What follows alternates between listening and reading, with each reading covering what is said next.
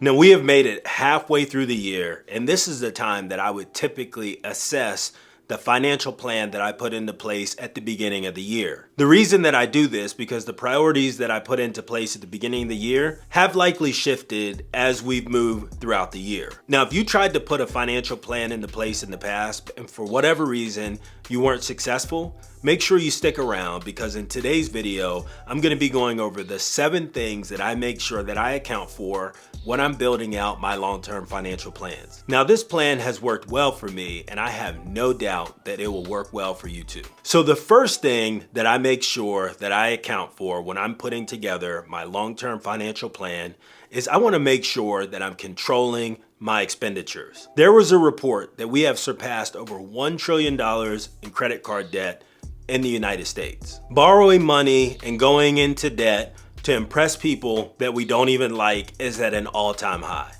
Well, millions of Americans are feeling the financial sting of mounting credit card debt. Balances climbing to a record high of over $1 trillion. That's according to data released yesterday by the Federal Reserve Bank of New York. If you're looking to build long-term wealth, debt is the number one thing that you want to make sure that you avoid. So as you're putting together your financial plan, if you have some debts that you need to take care of, you want to make sure that you knock those out immediately. Because if you allow debt to continue to hang around, it is going to completely destroy your ability to build long-term wealth. So when it comes to debt, you have to have a delayed gratification type of mindset. Are you willing to sacrifice not buying things that you don't need today in order to help you build a long-term financial future? That's the question that you have to ask yourself when it comes to debt. Now, the second thing that I account for is I want to set aside money from my paycheck every single time I get paid, and I just set that aside in a high yield savings account. So my rule of thumb on savings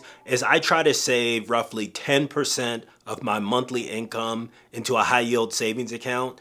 And I like to have that money there to build out my emergency fund. And I keep about 2 to 3 months of monthly expenses in a high yield savings account.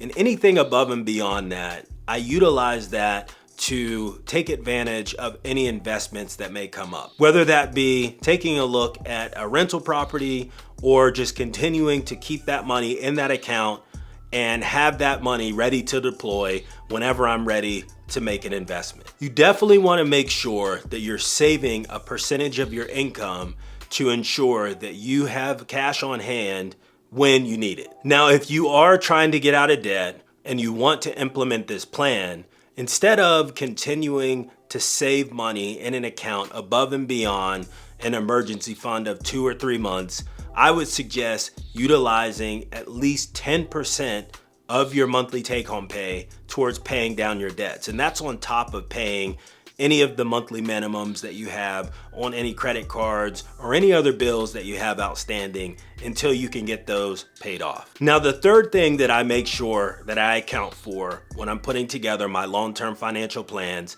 is how much money am I going to set aside for investing. Now, I like to invest at a minimum 15% of my monthly take-home pay into investments, and that's currently broken up into 2 different categories. The first category is I invest in my company-sponsored Roth 401k, and I invest 10% of my monthly income into that account. Now, my company does not offer a traditional 401k match. They have a profit sharing system to where you get a percentage of your yearly income deposited into your investment account once a year. So in addition to investing in my company sponsored 401k, I also invest in a taxable brokerage account where I'm investing at least another 10% of my monthly take-home pay each and every month.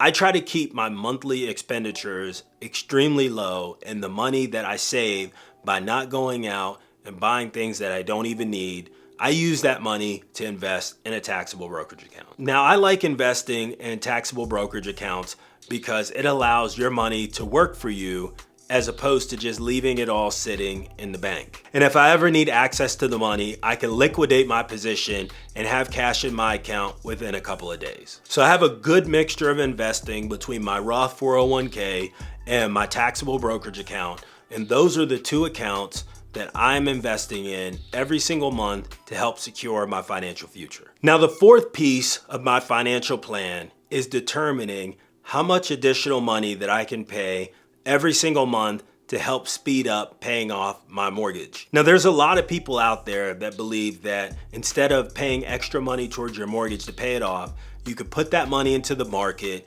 and you can get a better return as opposed to putting more towards your mortgage. And I wouldn't necessarily disagree with that, but for me, one of the biggest things that I want to make sure that I'm doing is I want to be able to pay off my mortgage in half the time. So when it comes to long-term wealth, I truly believe that having a paid off home before you retire is the game changer. It's the move, because rent or mortgage is typically the biggest line item in anyone's budget.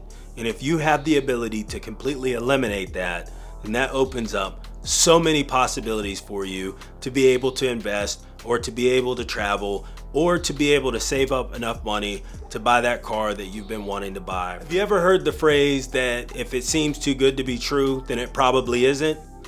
Well, that is the fifth piece of my financial plan, and that is making sure that I am not putting any of my money or my investments at risk. Now, we'll often hear about this great investment opportunity where you can put your money in and 2, 3, or 5 extra money within a short period of time. And there may be instances where things like that occur, but for the most part, if anyone is promising you outrageous returns for a short period of time, I would probably think twice about making that investment. Most of the people that I follow that have built tremendous wealth have done so over a long period of time. Now, that's not to say that an investment won't pop up that you could take advantage of and get a nice return on in a short period of time, but that is absolutely not something that I would bank on. So in order to make sure that we are continuing to build wealth, we're gonna make sure that we're only gonna be making solid investments, whether it be in stock, real estate, or a business, and we are going to stay away from those things that seem a little bit too good to be true. Now, the sixth piece to my financial plan is determining different ways that I can earn additional income. So a couple of years ago, I did get my real estate license, and I was working as a part-time realtor, and I was able to make a lot of money doing that. And by doing that, that allowed me to pay off a lot of debt that I had accumulated over the years. And it also allowed me to invest money into the stock market that is going to help secure my financial future. So if you're currently just working a standard 9 to 5, that's fine.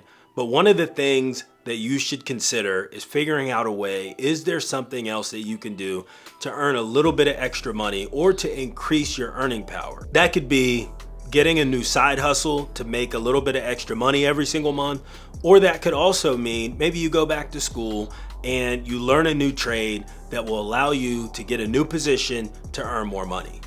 Whichever route you decide to take, this is something that you need to account for in your financial planning to ensure that you continue to increase your value and increase the amount of money that you could command in the job market. And the seventh piece of my financial planning is to ensure that I have an income and a plan as I get older. So a couple of things that I'm doing at this stage is, one, I'm investing in my company's health savings account.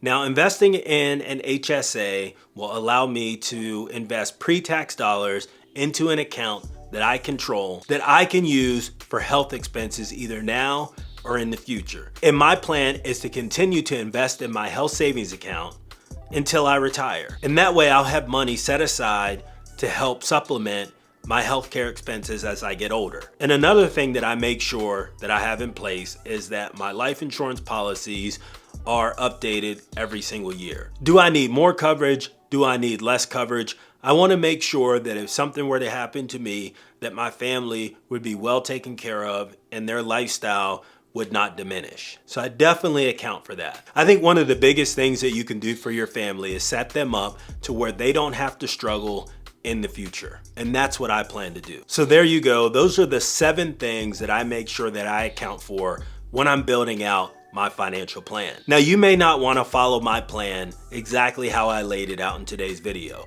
but I do hope that there are at least 1 or 2 nuggets that you could take from this video and incorporate it into your life that can help to get you on your way financially. If you like this type of content, make sure you stick around and check out the next video.